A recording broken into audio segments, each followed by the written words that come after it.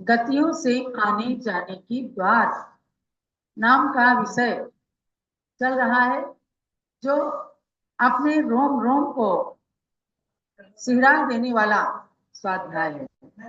यानी ये तो सब लोग कहते हैं कि 84 लाख योनियों में जीव अनादिकाल से परिभ्रमण कर रहा है, लेकिन कैसे कर रहा है, कौन कौन सी गतियों से, किस गति में जाता है, किस प्रकार से अपने परिवर्तनों को पूरा करता है, और पंच परिवर्तनशील संसार के अंदर हमें भी पंच परिवर्तन करते करते बहुत समय निकल गया है। आज मनुष्य गति मिली है, और मनुष्य गति के चौराहे पर खड़े होकर कम से कम हम अपने आगे के मार्ग को तय कर सकें। और आज हम किस स्थिति में हैं, पहले किन स्थितियों से गुजर चुके हैं, ये सब बातें आपको इसके माध्यम से बताई जा रही है। पुस्तक छोटी, किंतु ज्ञान तो असली यही है कि हम जाने, ऐसे ज्ञान को ही आत्मसात करके आचार्य शांति सागर महाराज ने सर्प के उपसर्ग को झेला, चींटियां शरीर में काटती रही 24-24 घंटे तक, काट करके शरीर को लहूलुहान बना दिया, लेकिन आचार्य श्री अपने चर्या से, अपनी सामायिक से डिगे नहीं और अपने उपसर्ग को स्वयं दूर नहीं किया। तो क्या था, वो कोई पत्थर के तो नहीं थे, इसी औदारिक शरीर से ही तपस्या कर रहे थे, और ध्यान में, कर्म की व्यवस्था में, इन 84 लाख योनियों में परिभ्रमण करने की यात्रा का स्मरण करते करते अपने शरीर को आत्मा से भिन्न कर दिया था, यानी अपनी आत्मा के रस में निमग्न थे। आचार्य वीर सागर महाराज, जो उनके प्रथम पट्टाचार्य थे, अपने गुरु के गुणों के अंश उनके अंदर आए। गणि ज्ञानमती माता के दीक्षा गुरु थे वीर सागर महाराज, जिनके पीठ में अधीठ का फोड़ा हुआ असहनीय वेदना के होते हुए भी पहले तो कई दिनों तक उस वेदना को सहन किया। पुनः डॉक्टर से ऑपरेशन करा करके बिना बेहोशी किए ऑपरेशन किया गया, और 1-1.5 घंटे तक वे कर्म व्यवस्था पर चिंतन करते हुए, उन्होंने भी जैसे कोई चीज शरीर से उठा करके अलग रख दी जाती है, इस तरह से उन्होंने आत्मा से शरीर को बिल्कुल अलग कर दिया था, और कोई हूँ तू नहीं, कोई शरीर का हलन चलन नहीं। डॉक्टर भी सोचता है कि क्या ये पत्थर के हैं। तो ऐसे ऐसे उपसर्गों को सहन करने की क्षमता कब आती है, जब इन विषयों पे चिंतन करते हैं। अगर हमने नरक गति के विषय को आपको 4 दिन के अंदर पढ़ाया है, तो इसको कैसे चिंतन करना है, आप एक दूसरे को बता करके करिए कि किस प्रकार से 7 नरक होते हैं, और 7 नरकों में कैसे कैसे वेदना को सहन करते हैं, और एक एक नरक से निकल करके भी जीव कौन कौन सी गतियों में जा करके और किस प्रकार से दुख और क्षणिक सुख का अनुभव करता है। आज उसी क्रम परंपरा में हम अब चल रहे हैं तिर्यंच गति से आने जाने के द्वार। सरस्वती नमस्तुभ्यं वरदे काम रूपिणी, विद्यारंभं करिष्यामि सिद्धिर्भवतु मे सदा। मुझे सिद्धि की प्राप्ति हो, ऐसा माता सरस्वती वरदान दें, और विद्या का आरंभ, विद्या की प्राप्ति, वृद्धि में कारण बने, इस भावना से अब चलते हैं तो तिर्यंच गति से आने जाने के द्वार।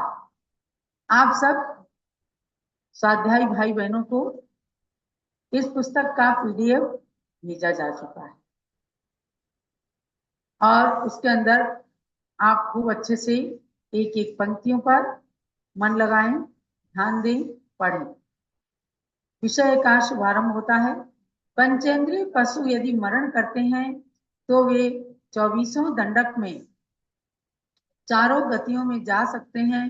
तो पहले आप 24 दंडक को समझिए। 24 दंडक कौन कौन से? नरक गति का एक दंडक, क्योंकि समझना हमें कि तिर्यंच गति से आने के द्वार भी और तिर्यंच गति से कहाँ कहाँ जा सकते हैं, वहां भी। तो नरक से तो मर करके कोई भी जीव तिर्यंच हो ही सकता है, या तिर्यंच या मनुष्य दो ही होंगे। तो तिर्यंच गति का प्रकरण चल रहा है। पहला दंडक तिर्यंच गति का, नरक गति का दंडक भवनवासी के दंडक 10, जो भवनवासी देवों के भेद हैं। ज्योतिष देव का एक दंडक यहाँ लिया है, व्यंतरों का एक, वैमानिक देवों का एक, स्थावर के 5, पंच स्थावर होते हैं, विकलत्रय के 3, 2 इंद्रिय 3 इंद्रिय 4 इंद्रिय, पंचेंद्रिय तिर्यंच का 1 और मनुष्य का 1। ऐसे ही मिला करके 1 plus 10 plus 1 plus 1 plus 1 plus 5 plus 3 plus 1 plus 1 बराबर 24। ये 24 दंडक माने गए हैं। इन 24 दंडकों के नाम पंडित दौलत राम जी कृत 24 दंडक नामक पुस्तक से दिए गए हैं। 24 दंडक नाम का पहले छोटा गुटका सा होता था, और संघ के अंदर साधु लोग बैठ करके उससे चर्चा करते थे। आपको कितनी इंद्रिय हैं, चींटी के कितनी इंद्रियां हैं, कौन सी जाति है, कौन सी गति है, ये सब उन 24 दंडकों में 24 भेदों के आधार पर चर्चा चलती थी। तो बिना पढ़े लिखे लोग भी उसके अंदर बैठते थे। जिसने बड़ा भारी कोई क्लासों की परीक्षा नहीं दी है, लेकिन धर्म के क्षेत्र में आए हैं, तो कम से कम इन चीजों का ज्ञान प्राप्त कराने के लिए बड़ी उम्र की ब्रह्मचारी बहनें, ब्रह्मचारी लोग, सब लोग उस क्लास में बैठते थे, हमने स्वयं देखा है। और 24 दंडक में से उत्तर भी देते थे। ये आपसे पूछा गया आपकी गति कौन सी है, मनुष्य गति है।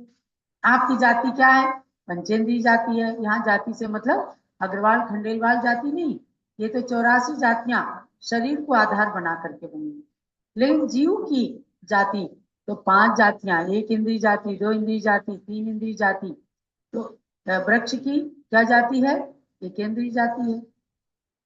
उसके इंद्रियां कितनी है, 1 इंद्रिय। ऐसे एक एक चीज पूछ करके तो सबको बड़ा आनंद आता था और रुचि होती थी बताने की।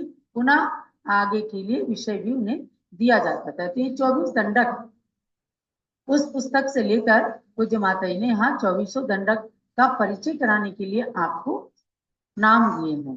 पंचेंद्रिय तिर्यंच इन 24 दंडकों में जा सकते हैं, और 24 दंडक से आए हुए जीव पशु हो सकते हैं। इन 24 स्थान से आए हुए जीव तिर्यंच बन सकते हैं, पशु बन सकते हैं। और 24 दंडक में कोई भी पंचेंद्रिय तिर्यंच मर करके जन्म धारण कर सकता है। यहाँ उस प्रकार की बात नहीं है कि नरक गति से निकल करके कोई नरक गति में नहीं जा सकता, स्वर्ग से निकल करके कोई स्वर्ग में नहीं जा सकते हैं, या नरक का जीव स्वर्ग में नहीं जा सकता, या स्वर्ग का जीव नरक में नहीं। वो इन 2 गतियों का ये विशेष नियम है। लेकिन तिर्यंच गति का जीव मर करके तिर्यंच में भी जन्म ले सकता है, मनुष्य भी बन सकता है, देव भी बन सकता है, और नारकी भी बन सकता है। तो 24 दंडक के अंदर ये बात बताई कि इसमें जा सकते हैं, और 24 दंडक से आकर जीव पशु बन सकते हैं, पंचेंद्रिय तिर्यंच हो सकते हैं। तो आप कहते हैं विकलत्रय अर्थात 2 इंद्रिय, 3 इंद्रिय और 4 इंद्रिय जीवों के जाने की तथा आने की 10 ही गति होती है। समझ गए कि ये विकलत्रय, विकलत्रय माने 1 इंद्रिय को तो छोड़ दिया, वो तो स्थावर में आ जाते हैं। और जिनकी इंद्रियां पूर्ण नहीं है, ऐसे विकलत्रय 2 इंद्रिय, 3 इंद्रिय और 4 इंद्रिय जीव, ये त्रय शब्द लगा है। विकल है इंद्रियां जिनके, माने पूर्ण इंद्रियां नहीं है, ऐसे विकलत्रय जीव, इनकी जाने की आने की 10 ही गति है। तो अभी बता रहे हैं ये विकलत्रय मरकर 5 स्थावर, 10 गति कौन सी है, 5 स्थावर, पृथ्वी काय, जल काय, अग्नि काय, वायु काय और वनस्पति काय। तो ये 5 स्थावर, इनके 1 इंद्रिय होती है, तो इनको 5 स्थावर कहते हैं। और 3 विकलेंद्रिय, विकलत्रय 2 इंद्रिय, 3 इंद्रिय, 4 इंद्रिय जीव, तो 5 और 3 8 हो गए। और पंचेंद्रिय तिर्यंच और मनुष्य, तो ये 10 हो गए। इन 10 स्थानों में यानी 10 गति में 10 प्रकार से 10 स्थानों में जन्म ले सकते हैं।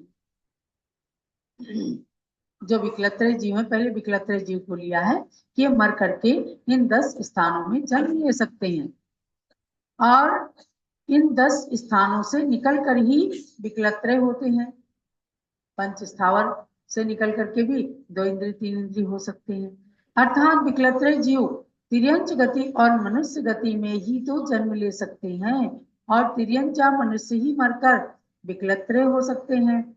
ये विकलत्रय जीव मरकर देव गति या नरक गति में नहीं जा सकते। समझ गए ना? क्योंकि बहुत छोटे जीव है ये, इनके अंदर मन भी नहीं है। जो मन सहित पाप करते हैं वही नरक गति में जाते हैं, जो मन सहित पुण्य करते हैं वही देव गति में जाते हैं। तो इनके मन नहीं है और इंद्रियां भी हैं तो कम इंद्रियां हैं, परिपूर्ण नहीं है, तो इनके अंदर देव गति और नरक गति जाने की योग्यता नहीं होती है।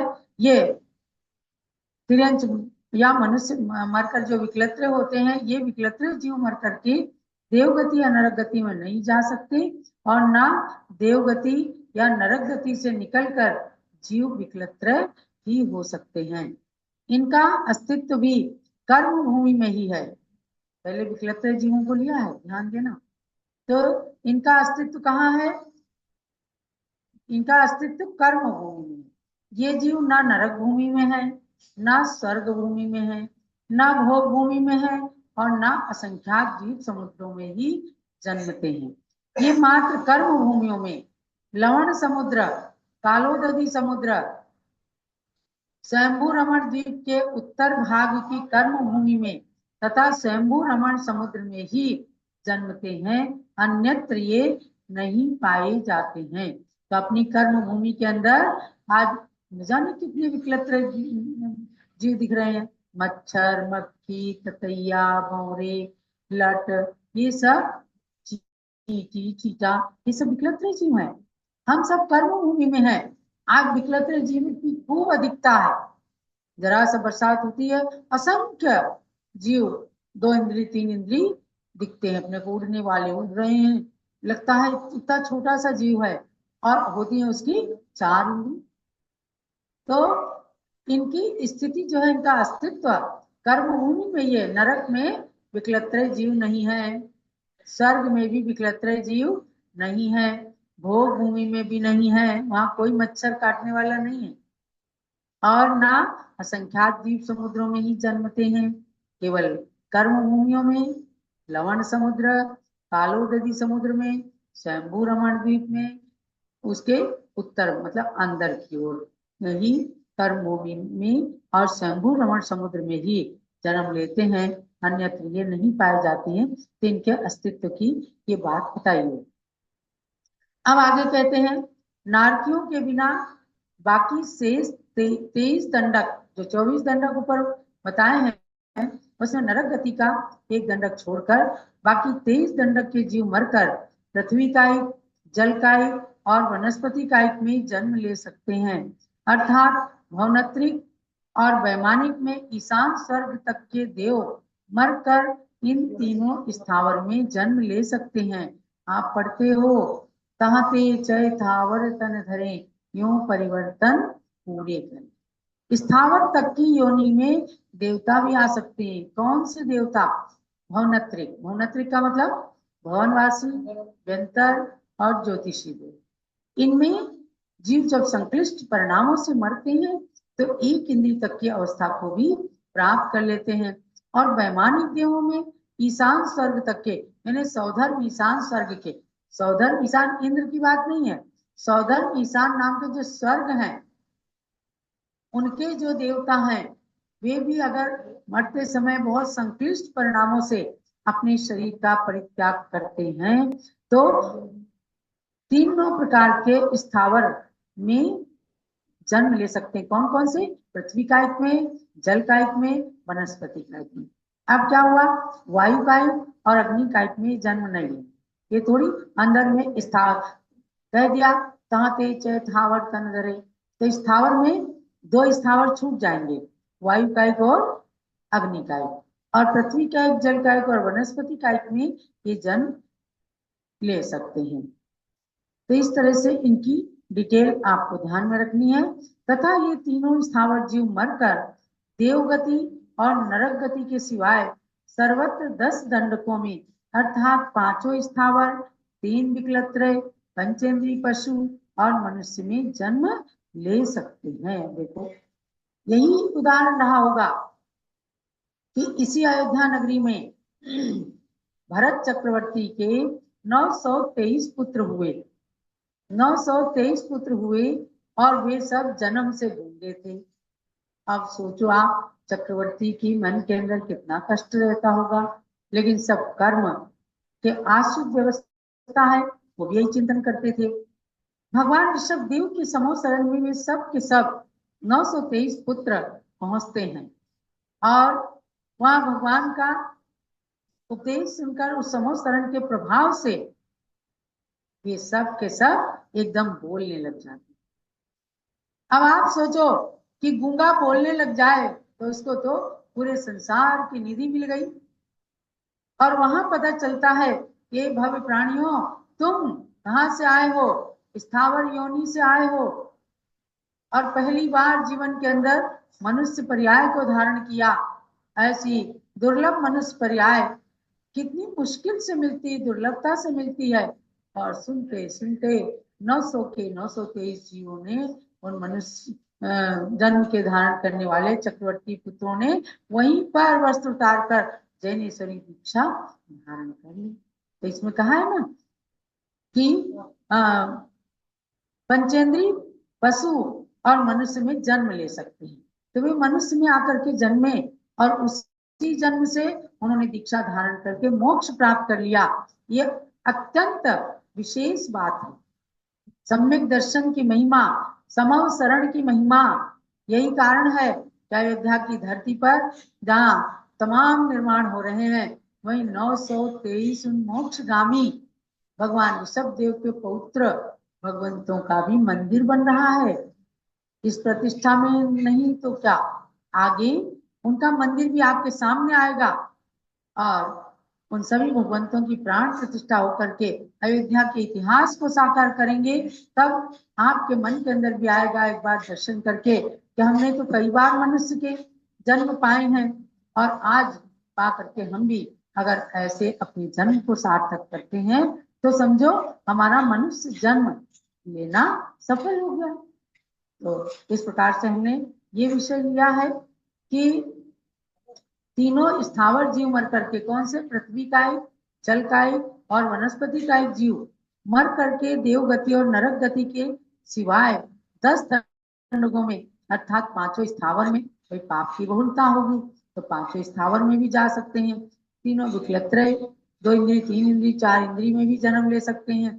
पंचेंद्री पशु भी बन सकते हैं और विशेष पुण्य का उदय आ जाए तो पंचेंद्री मतलब और मनुष्य भी, मनुष्य तो पंचेंद्रीय होती है, पंचेंद्रीय पशु भी हो सकते हैं और मनुष्य का जन्म भी ले सकते हैं। यहाँ तक आ जाओ आपको हमने तिरंज गति से आने जाने के द्वार प्रकरण में स्वाध्याय कराया है। आगे कभी तिरंज गति का प्रकरण और भी चलता रहेगा। जलोदात सांगमयी जिनवाणी माता की जय। अब आचार्य देव का चढ़ाकर पूज्य माता की पूजन करेंगे। प्रथमाचार्य शांति सागर के पद में अर्घ्य समर्पण है। वीर